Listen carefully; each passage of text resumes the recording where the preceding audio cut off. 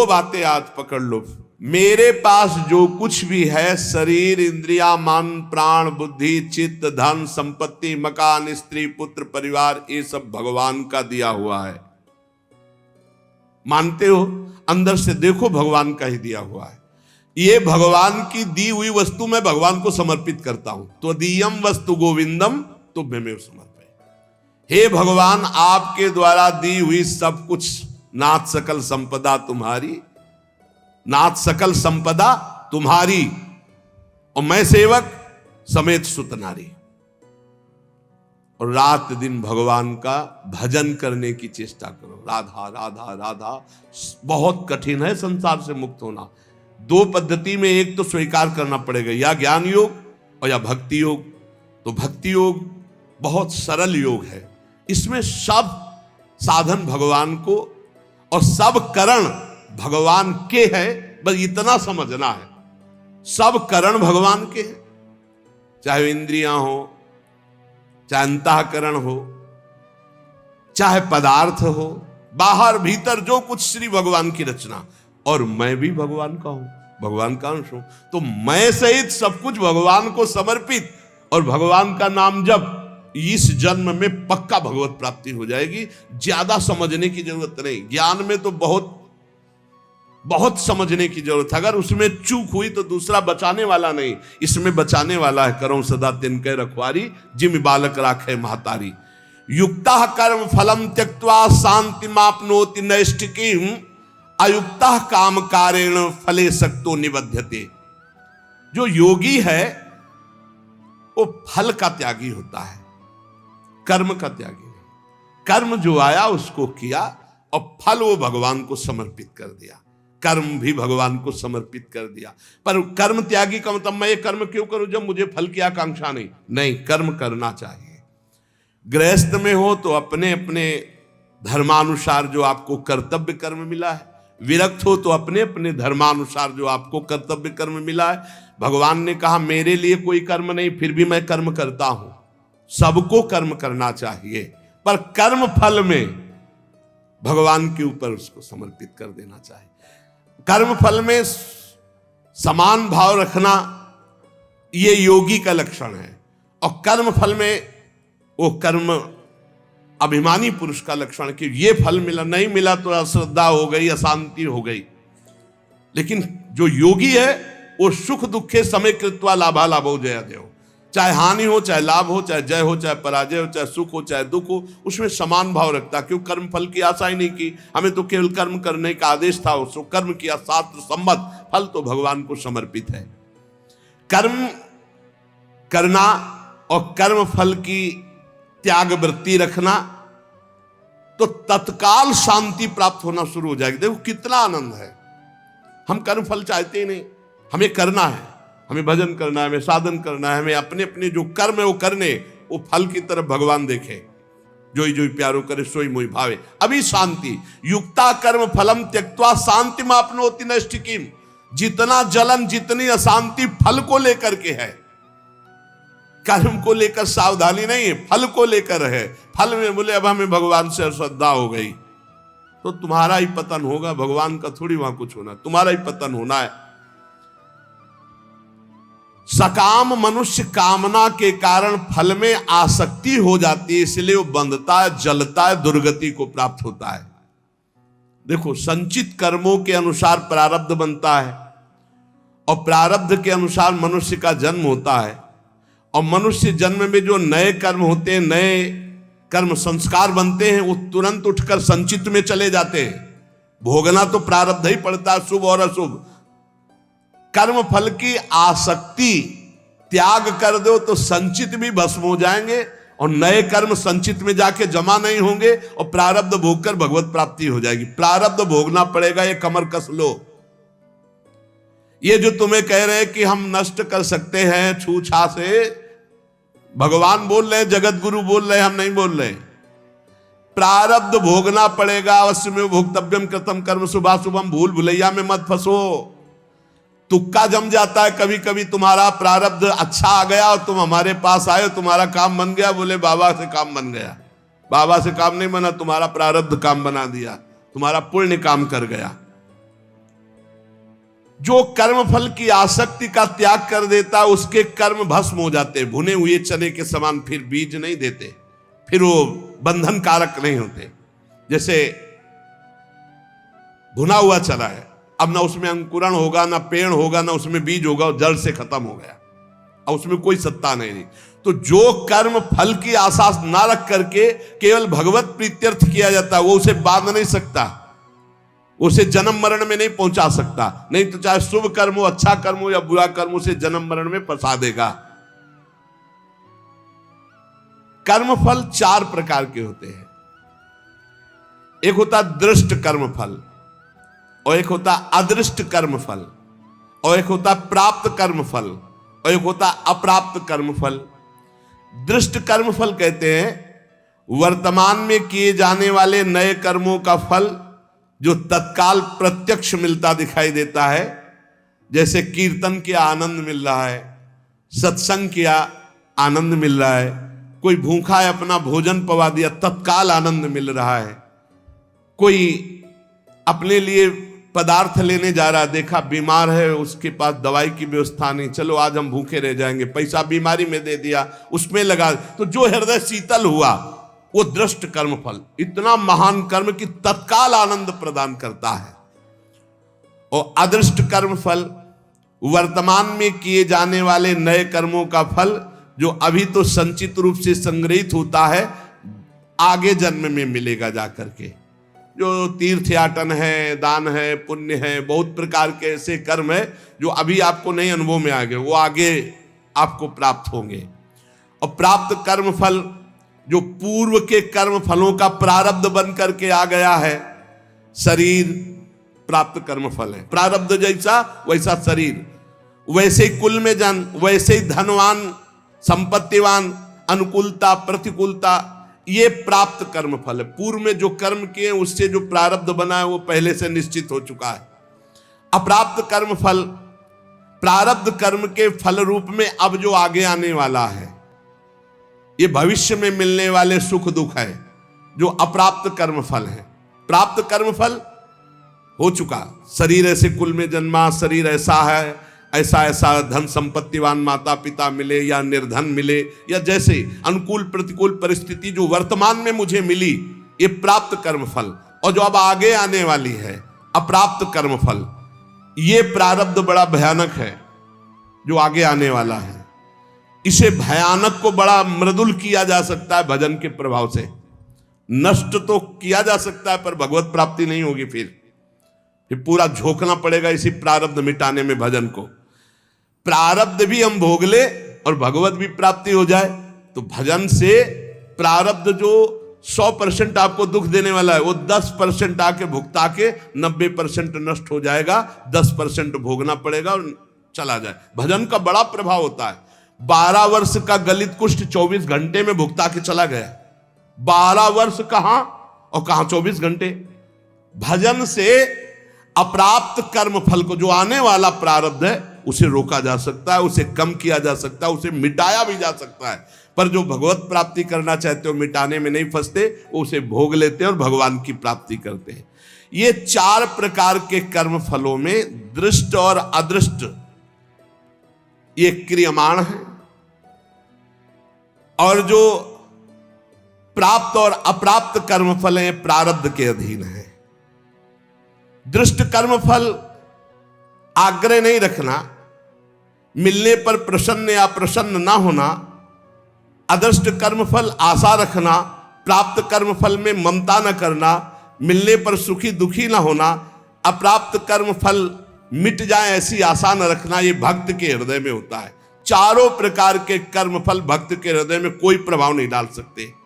जब उपासक ये देख लेता है कि मैं करता नहीं है, वो मुक्त होने लगता है। इतने जादू का तमाशा है, समझ लो। गांठ लगी ही नहीं, गोस्वामी जी कह रहे जड़ चेतन ही ग्रंथि पड़ गई, यद्यपि मृषा छूटत कठिनाई। है ही नहीं बंधन, पर छूटना बड़ा कठिन है। बस इतना समझ लो कि बंधन ही नहीं है, पर छूटना बड़ा कठिन है। कर्तापन तुमने स्वीकार किया तो तुम्हारी दुर्गति पक्की है। चाहे शुभ कर्म करो चाहे अशुभ कर्म। शुभ से स्वर्ग आदि लोक, अशुभ से नरक आदि, और दोनों से मृत्यु लोक, ये आवागमन बंद नहीं होने वाला। क्या करें? तो बड़े कठिन समस्या है, यही कठिन समस्या है। ज्ञानेन्द्रीय, कर्मेंद्रीय, अंतःकरण, प्राण, उपप्राण, ये सब प्रकृति के हैं, ढांचा सहित। शब्द, स्पर्श, रूप, रस, गंध, ये प्रकृति के हैं। वो 5 ज्ञानेन्द्रियां उनको प्रकृति में भोग रही।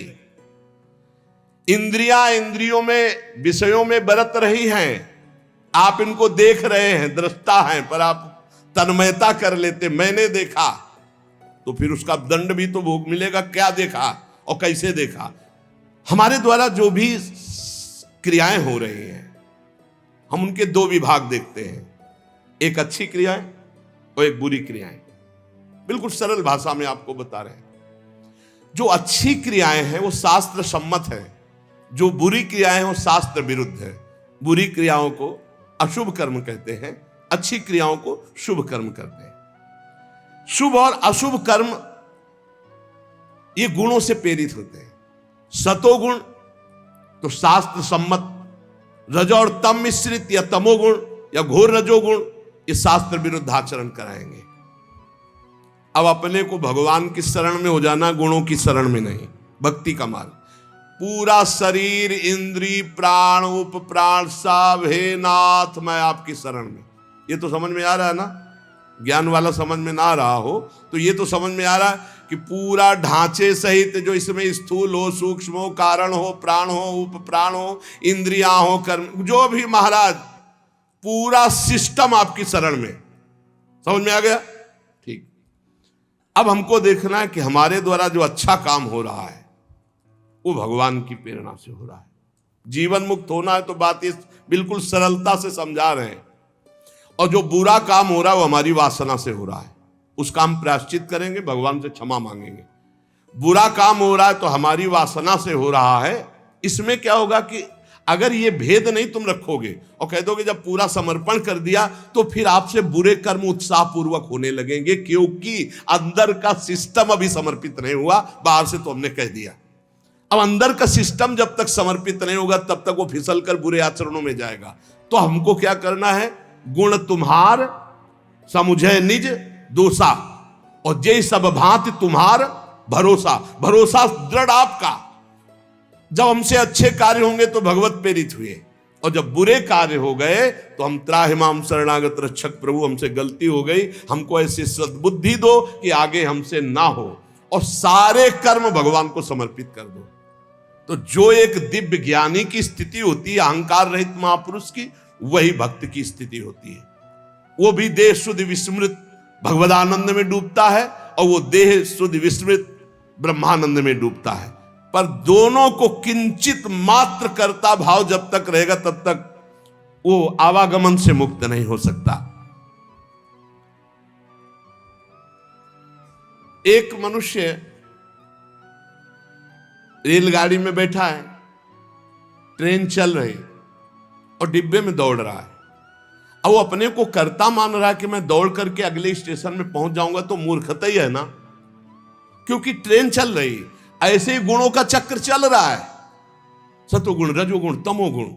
गुण प्रवाह जीव से जबरदस्ती कार्य करवा रहा है। तमोगुण आया तो निद्रा, आलस्य, प्रमादोत्थम, जो नहीं करना चाहे वो सब कर्म करने में जुट जाएगा। प्रमादोत्थम, प्रमाद का मतलब होता है करने योग्य कर्म को ना करना, और ना करने योग्य कर्म को करना, इसे प्रमाद स्थिति कहते हैं। अब वो समझ रहा मैं कर रहा हूं। रजोगुण आया, काम आदि दोष भारी, वो समझ रहा मेरे में आ गए, मैं कर रहा हूं। सतोगुण आया तो समझ रहा मैं कर रहा हूं, दया आदि। इन गुणों के प्रवाह से बचने के लिए हरिवंश महाप्रभु कह रहे हैं, यही डर हरिवंश हित जिनो भ्रमय गुण सलिल पर, जी नामन मंगल लोक त्यू सुहरिपद भजन विलंब। निरंतर नाम जप करो, अपने आप को भगवान को समर्पित कर दो, सब कर्म भगवान को समर्पित करो। अच्छे कर्म जब हो तो भगवान को देखो कि भगवत इच्छा से हुआ, और जब गलती हो जाए तो अपनी मान करके प्रभु से प्रार्थना, बहुत जल्दी आवागमन से मुक्त हो जाओगे। ये जो आवागमन का कनेक्शन ना होते हुए भी कनेक्शन है अहंकार का, देहाभिमान का, ये नष्ट हो जाएगा। इस बात को अच्छे से समझ लो। ज्ञान में पहुंचना बहुत कठिन जो स्थिति बताई गई, भक्ति में बहुत सरल है। क्योंकि भगवान को समर्पित करना है, इसमें अपने अहम सहित समर्पित कर देना है। सांख्य योगी शरीर इंद्रिय अंतःकरण आदि के साथ अपना कभी संबंध नहीं मानता, और भक्त अपने शरीर इंद्रिय अंतःकरण आदि को भगवान को समर्पित कर देता है। ये बढ़िया, बहुत मीठा सरल मार्ग भक्ति का, और बात वही बननी है। साधक कभी किंचन मात्र, चाहे भक्ति मार्ग का हो चाहे ज्ञान मार्ग का हो, अपने को कर्ता ना माने, नहीं तो भोगना पड़ेगा। मैंने ये किया, तो ऐसा थोड़ी कि आपने किया कि मैंने नहीं किया। अंदर से सिस्टम, चित्रगुप्त जी क्या देख रहे, अंदर जहां तुम्हारी सोच है, ये भोगा जाए तो बहुत आनंद मिलेगा। तो लिख गया, कर्ता ने भोगने की इच्छा की, और ये अब क्रिया बाद में होगी, पहले वो लिख गया, पूरा चित्रण हो गया, क्रिया तो बाद में होगी। पहले अंदर सोच होती, उसी सोच को लिखते हैं चित्रगुप्त जी। उसी सोच में भगवान का भजन चल रहा है, तो भक्त उसी समय जलन पैदा, अरे कैसी बात आ गई, वहां लिख गया।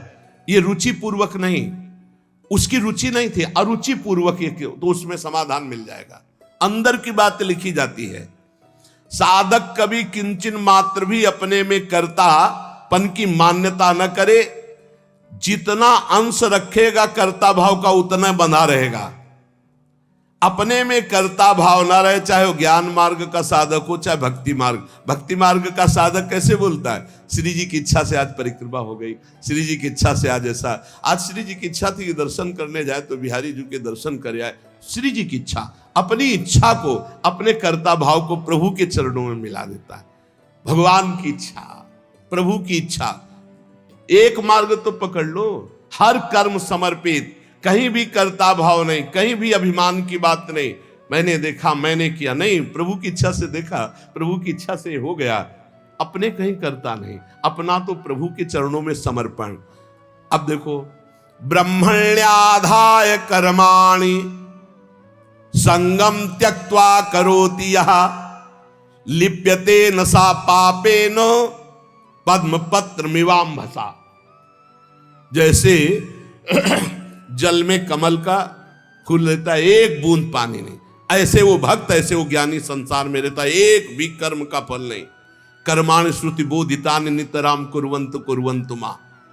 वो चाहे वेद के अनुसार कार्य करे या न करे, कोई उसके ऊपर लागू नहीं नियम। वो विषयान ग्रहणंतु मुंचन्तु, विषय भोगे या विषय त्याग दे कोई नहीं, क्योंकि वो ऐसी अवस्था को प्राप्त हो चुका है। ब्रह्मण्याधाय कर्माणि संगम त्यक्त्वा करोति यः। जो भक्त संपूर्ण कर्मों को, पीछे ज्ञान का तो आगे उसी को बता रहे, जो भक्त संपूर्ण कर्मों को भगवान में अर्पित कर देता है, उसकी आसक्ति नष्ट हो जाती है। वो कर्म करता हुआ भी जल से कमल के पत्ते की तरह पाप से लिप्त कभी नहीं होता। पूरे संसार का हतन हो जाए तो भी उसे पाप नहीं लगेगा, ऐसा महान ये योग है। शरीर इंद्रिया मन बुद्धि प्राण ये तुम्हारे नहीं हैं। अब भक्ति में देखिए इसे, ये भगवान के रचे हुए हैं, वो भगवान के हैं। मान लो जैसे ज्ञान में अभी वर्णन कर रहे थे, ये प्रकृति के हैं, प्रकृति में बरत रहे। अब यहां भक्ति में है ये श्लोक का अर्थ, शरीर इंद्रियां मन बुद्धि प्राण ये तुम्हारे रचे हुए हैं क्या? भगवान के रचे हुए। तो हुए किसके? भगवान के हुए ना, ये भगवान के हैं। तुम्हारे प्राण भगवान के, तुम्हारी मन बुद्धि चित्त अहंकार ये भगवान की, तुम्हारी ज्ञानेंद्रियां भगवान की, तुम्हारी कर्मेंद्रियां भगवान की, तुम्हारा सब कुछ श्री भगवान का है, तुम्हारा थोड़ी रचा हुआ है। माना ये अपने नहीं है, ये श्री भगवान की रचना है, श्री भगवान के हैं। कौन कौन? शरीर इंद्रिया मन बुद्धि प्राण ये भगवान के रचे हुए हैं। तुम्हारी रुचि से होता तो तुम तो और सुंदर रचना चाहते, और बलवान चाहते। बोले ये शरीर ये इंद्रियां ये मन ये बुद्धि ये प्राण ये किसके हैं? बोले भगवान की रचना है। तो हुए किसके? श्री भगवान के। तो तुमने अपना क्यों मान लिया? यही बंधन है, यही बंधन है, अपना इनको मान लेना। इसी भक्त का क्या स्वरूप होता है? वो इन्हें भगवान का मानता है। ज्ञानी का क्या स्वरूप होता है? वो इन्हें प्रकृति का मानता है, क्योंकि प्रकृति के ही अंश ये हैं। और प्रकृति कृति, ये जो प्रकृति की रचना करने वाला रचयिता है वो परमात्मा है। मूल में परमात्मा ही आता है। अतः इनके द्वारा होने वाली क्रियाओं को भक्ति योगी अपने कैसे मान सकता है? जब शरीर मन प्राण सब भगवान का, तो इनकी क्रियाएं भी भगवान की, इसलिए वो जीवन मुक्त हो जाता है। जीवन मुक्त कैसे होगा? शरीर मन प्राण इंद्रियां ये सब भगवान की, तो इनके द्वारा होने वाली क्रियाएं सब भगवान की, आप जीवन मुक्त हो गए। लगा तो बहुत सरल, लेकिन देखो क्या सब भगवान को अर्पित करते हो?